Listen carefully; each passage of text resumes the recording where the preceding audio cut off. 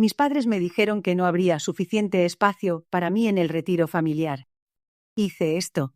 ¿Qué harías si la gente que más amas te dijera que no hay lugar para ti? ¿Que estorbas? ¿Que no cabes en su cuadro familiar perfecto? Esa fue la cruel realidad que me golpeó, no como un balde de agua fría, sino como un puñal directo al corazón, un corazón que siempre di sin medida. Soy Ricardo, y mi vida, la que yo creía tener, se desmoronó el día que mis propios padres, los pilares de mi existencia, me excluyeron de la tradición más sagrada de nuestra familia, el retiro anual en Valle de Bravo. Siempre fue la época que más esperaba. Desde niño, esas semanas en la casa de campo, con el lago brillando bajo el sol de Hidalgo, eran mi refugio. Risas, asados, noches de cartas y, sobre todo, la sensación de pertenencia. Pero este año, todo cambió. Una simple llamada. Mi madre, con esa voz dulce que escondía una frialdad gélida, me soltó la bomba. Hijo, este año no va a haber suficiente espacio para ti. Ya sabes, la familia ha crecido, los primos traen a sus parejas y... Pues no cabemos todos, no cabemos todos. ¿Yo? El hijo mayor, el que siempre organizaba todo, el que resolvía los problemas, el que ponía su camioneta para llevar a medio mundo. De repente mi lugar, mi espacio, mi existencia en ese círculo sagrado se había evaporado. Sentí una punzada de resentimiento tan profunda que me dejó sin aliento. No era solo el espacio físico, era el espacio en sus corazones, en su visión de la familia. Me sentí desechado, como un mueble viejo que ya no encajaba en la nueva decoración. La traición me caló hasta los huesos. No fue un simple olvido, fue una decisión consciente, calculada. Descubrí que la razón real era otra. Mi hermana, Lucía, la consentida, la que siempre seguía lo que quería, había manipulado la situación. Quería llevar a su nuevo novio, un tipo pomposo de Polanco que ni siquiera conocían bien, y para eso yo era el eslabón débil, el que sobraba. La idea de que mi propia sangre me apuñalara por la espalda, por alguien que acababa de aparecer, me consumió. Esa noche no dormí. La humillación era un fuego que me quemaba por dentro. La obsesión se apoderó de mí. No podía dejarlo pasar. Esta no era una simple ofensa. Era un ataque a mi dignidad, a mi valor como persona. Mi mente empezó a maquinar. Pasé semanas sumergido en un torbellino de planes, cada uno más audaz que el anterior.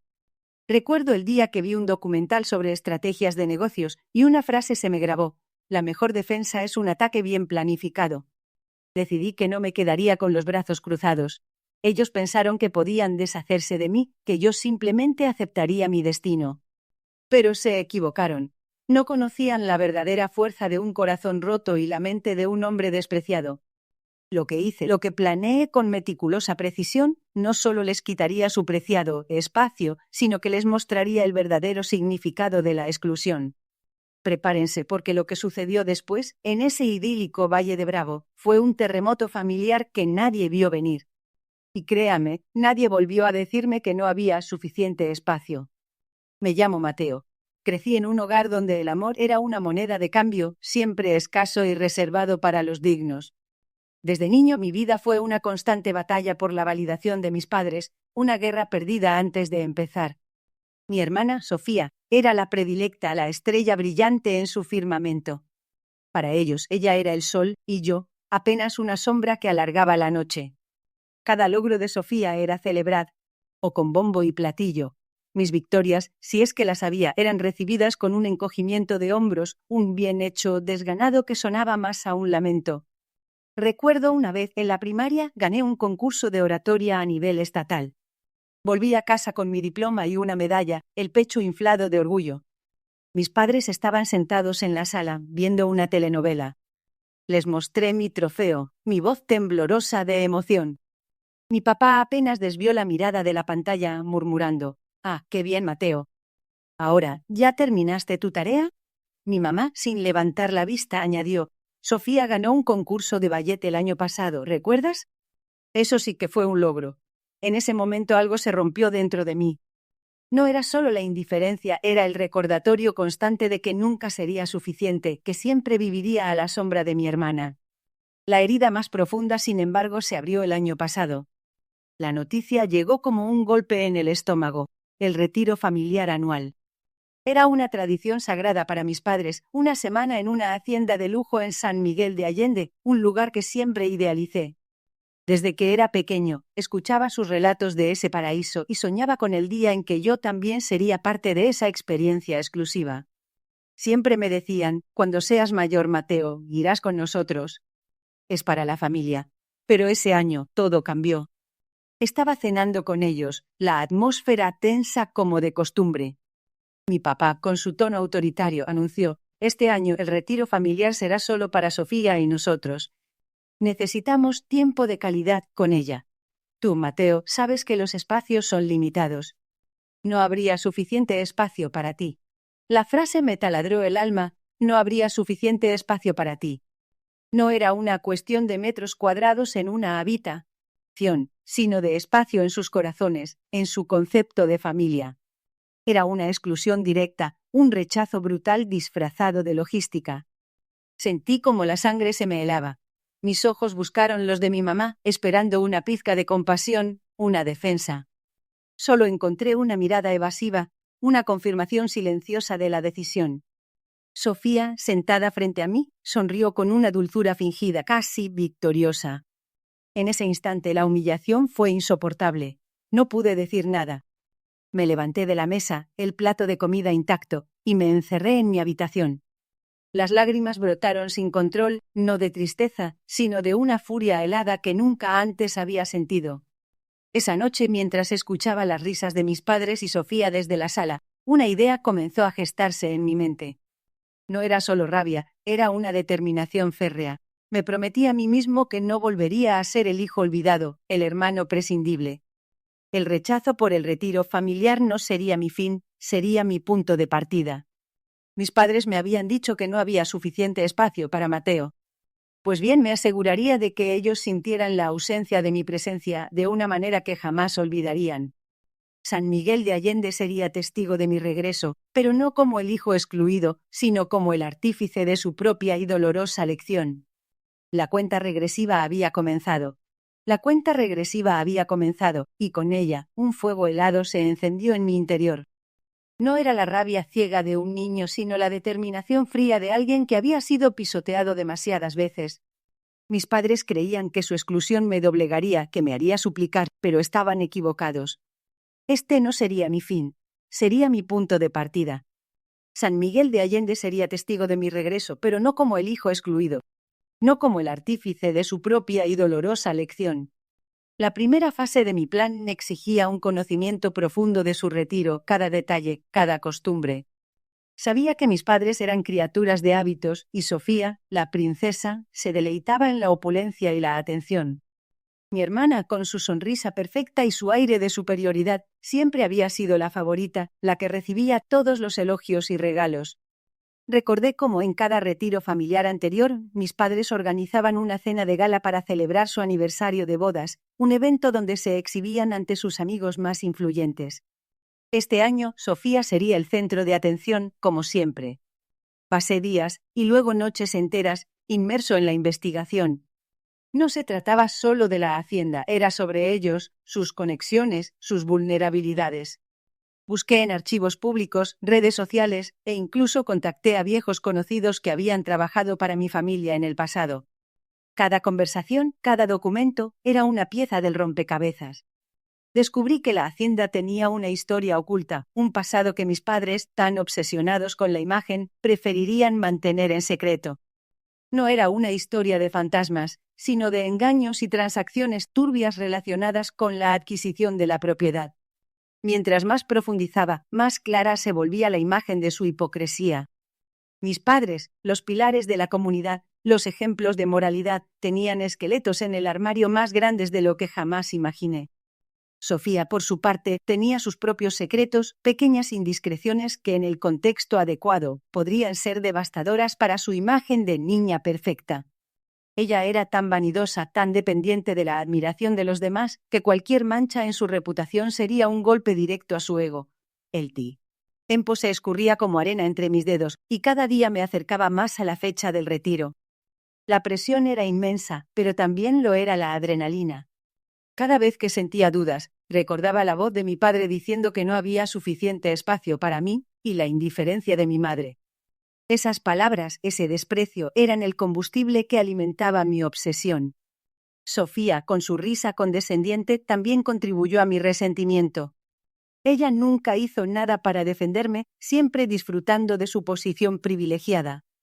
Mi plan comenzó a tomar forma, una estrategia meticulosa y multifacética. No sería un acto de vandalismo o una confrontación directa.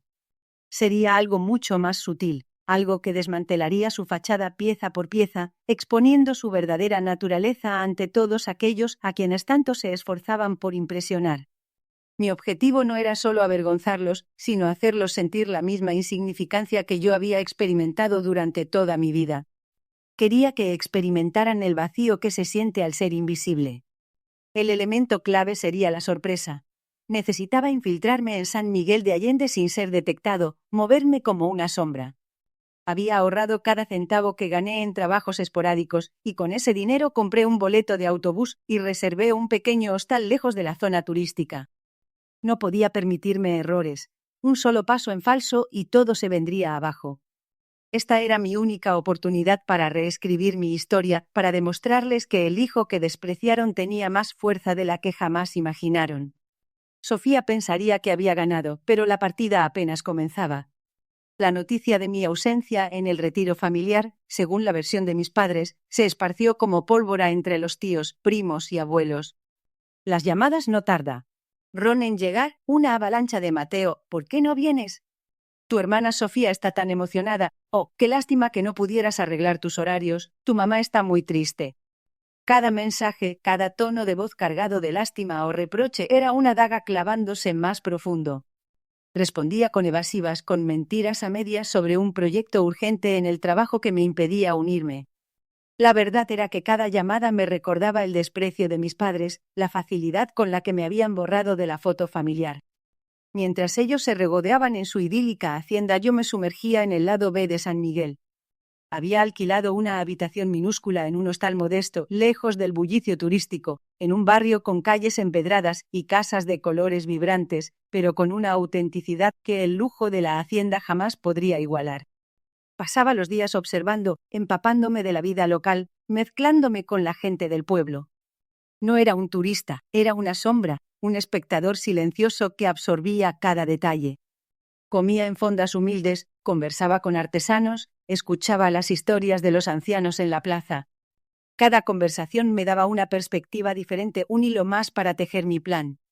Fue en una de esas fondas, mientras saboreaba unos chiles rellenos, que escuché por primera vez el nombre de don Ramiro.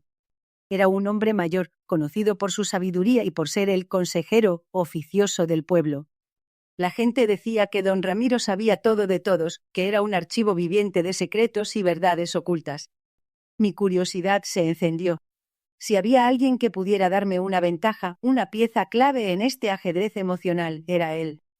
Lo encontré al día siguiente, sentado en un banco bajo un árbol frondoso en el jardín principal, con su sombrero de ala ancha y una mirada penetrante que parecía ver a través de uno.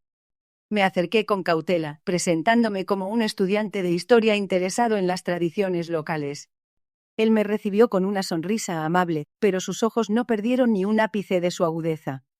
Conversamos durante horas sobre la historia de San Miguel, sobre las costumbres, sobre la gente. Poco a poco fui tejiendo la conversación hacia el retiro familiar, preguntando sobre las familias prominentes que solían visitar la hacienda. Mencioné a mis padres, a Sofía, con una falsa inocencia. Don Ramiro me escuchó con atención, asintiendo de vez en cuando. Cuando terminé, me miró fijamente y dijo con voz pausada: «La familia es un árbol, joven.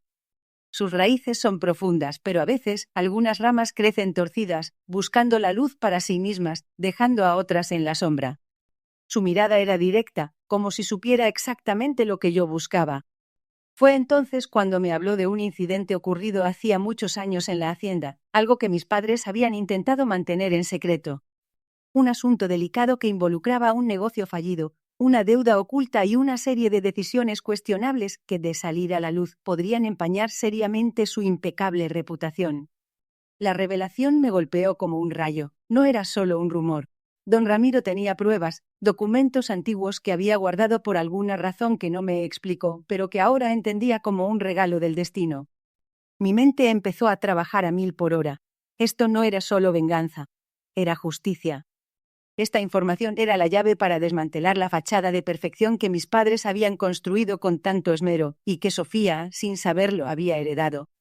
La partida no solo había comenzado, sino que ahora yo tenía un as bajo la manga, uno que cambiaría las reglas del juego para siempre.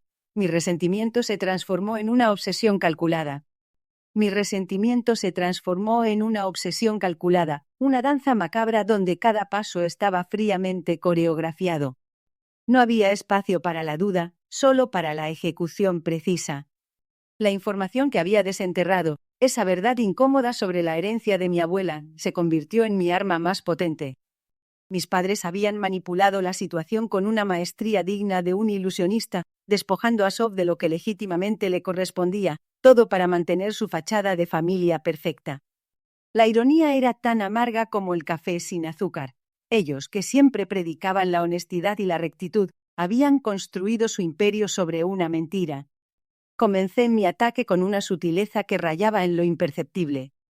No se trataba de una confrontación explosiva, sino de un goteo constante, una erosión lenta que desmoronaría sus cimientos. Primero, una llamada anónima a un viejo amigo de la familia, un abogado jubilado que siempre había admirado a mi abuela. Solo quería saber si conocía los detalles de la herencia de la señora Elena, murmuré, mi voz disfrazada, sembrando la primera semilla de sospecha. La respuesta fue un silencio momentáneo seguido de un «lo que sé es que todo quedó en manos de sus hijos», como era de esperarse. Esa era la puerta que necesitaba. Luego, un correo electrónico a un periodista de investigación, uno conocido por desenterrar secretos familiares en las altas esferas. El asunto: pregunta sobre un testamento olvidado. No di nombres, solo detalles vagos pero inquietantes sobre una discrepancia en una herencia, sugiriendo un posible fraude. No esperé una respuesta inmediata. Sabía que los verdaderos depredadores acechaban en las sombras, esperando el momento oportuno para atacar. La siguiente fase requirió una audacia mayor. Sabía que mis padres guardaban los documentos importantes en una caja fuerte en su estudio. Era una fortaleza, pero no inexpugnable para quien conocía sus debilidades.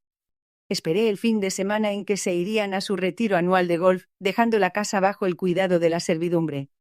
Fue entonces cuando puse en marcha el plan que había perfeccionado durante semanas. Entrar fue sorprendentemente fácil. La vieja alarma que mi padre siempre prometió actualizar estaba desactivada. Una vez dentro, el silencio de la casa era ensordecedor, roto solo por el latido frenético de mi propio corazón. La caja fuerte. Recordaba a mi padre teclear la combinación en su cumpleaños, una secuencia de números que había grabado en mi memoria. Mis dedos temblaban mientras los ingresaba, cada clic resonando como un golpe de tambor en el silencio.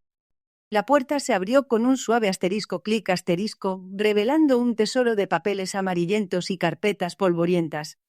Allí estaba el testamento original de mi abuela, el que dejaba una parte considerable de sus bienes a Sof. Comparado con la versión oficial que mis padres habían presentado, las diferencias eran abismales, una prueba irrefutable de su engaño. No tomé el documento. No quería que supieran que yo había estado allí.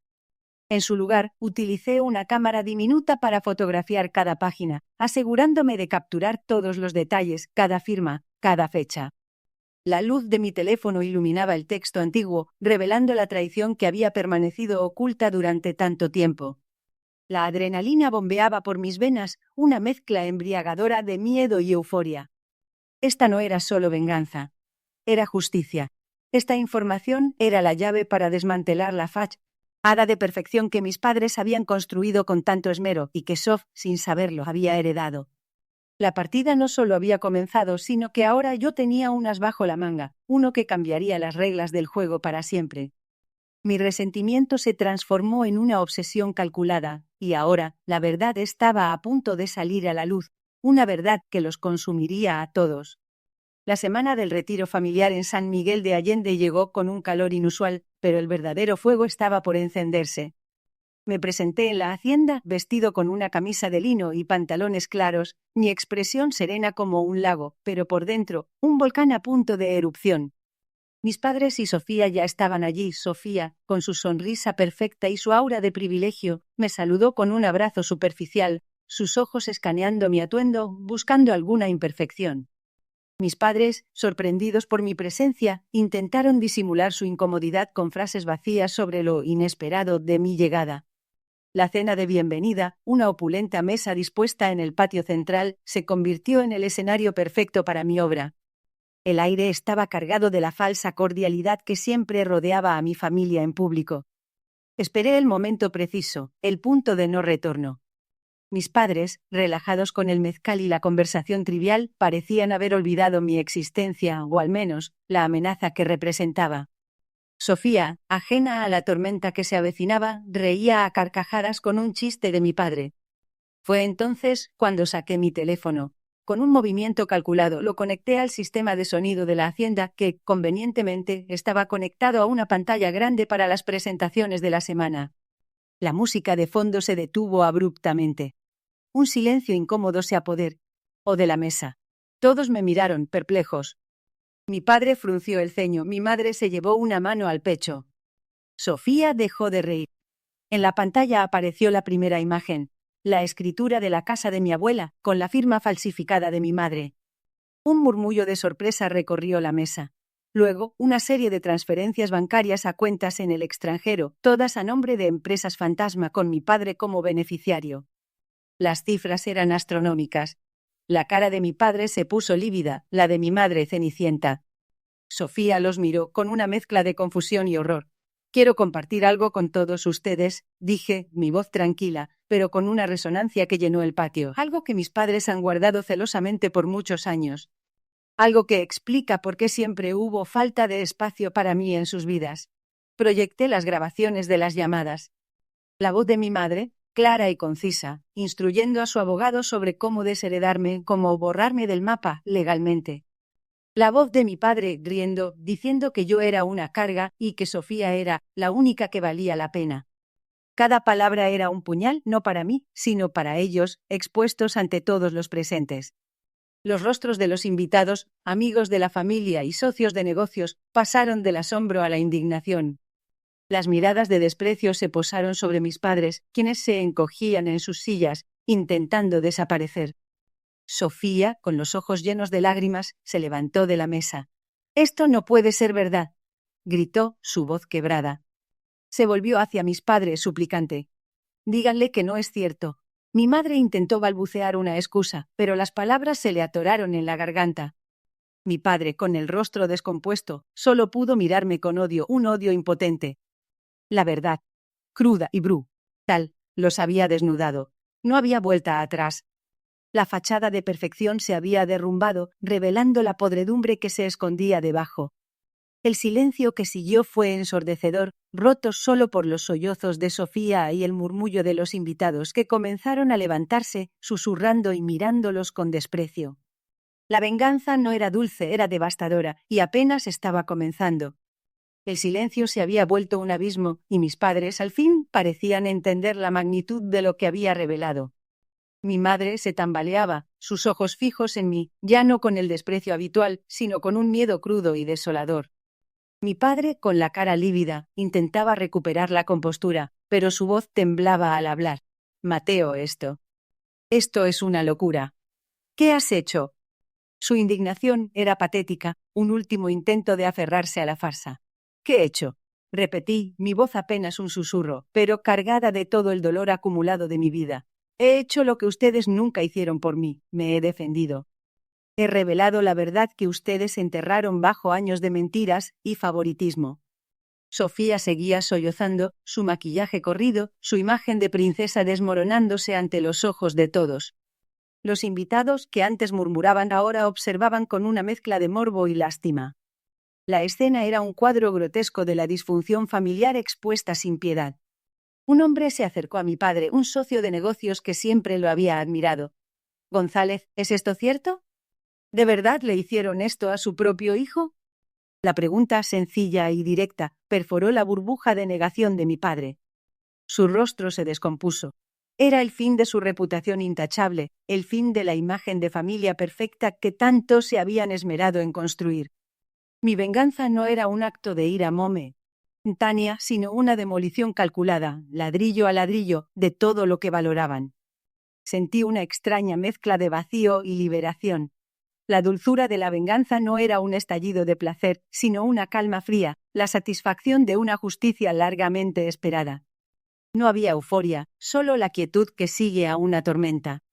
Los cimientos de su mundo se habían resquebrajado, y yo era el terremoto. Mi madre, con un hilo de voz, se acercó a Sofía. Mi amor, no llores. Esto no es. Sofía la apartó, su mirada llena de reproche. ¿No es que mamá? ¿No es verdad? Todo este tiempo me mentiste. Me hiciste creer que era especial, que merecía todo, mientras Mateo sufría por mi culpa. La revelación no solo me había expuesto a ellos, sino que había destrozado la relación entre madre e hija, construida sobre cimientos de privilegio y engaño. Mi padre intentó acercarse a mí, pero retrocedí. No te acerques, le advertí. Ya no hay nada que decir. La conexión, si alguna vez existió, se había cortado definitivamente. No había arrepentimiento en sus ojos, solo vergüenza y rabia. Sabía que no me pedirían perdón. Sabía que nunca entenderían el daño que me habían infligido. Pero ya no importaba. Su castigo no era mi perdón, sino la humillación pública, la pérdida de lo que más les importaba, su estatus. Me di la vuelta, dejando atrás el caos que había sembrado. No miré hacia atrás. No busqué sus reacciones. La puerta del salón se cerró a mis espaldas, y con cada paso que daba, sentía que me liberaba de un peso de años.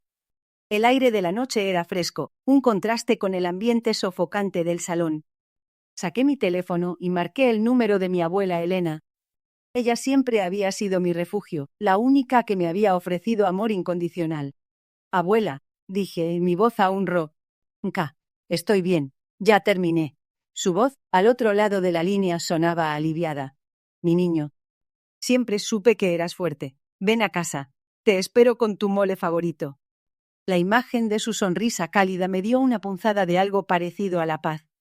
El camino hacia el coche fue solitario, pero no me sentía solo. Había una nueva compañía en mi interior, la de la verdad. Había desenterrado los secretos, había expuesto la podredumbre y ahora, por primera vez en mi vida, podía respirar libremente. La venganza no me había traído felicidad, pero me había traído algo más valioso, la libertad. La libertad de ser yo mismo, sin la sombra de sus expectativas o su desprecio. No era el final de mi historia, sino el comienzo. El comienzo de una vida donde mi valor no dependería de su aprobación, donde mi felicidad sería construida por mis propias manos. Sofía, mis padres, su mundo de mentiras. Todo eso quedaba atrás.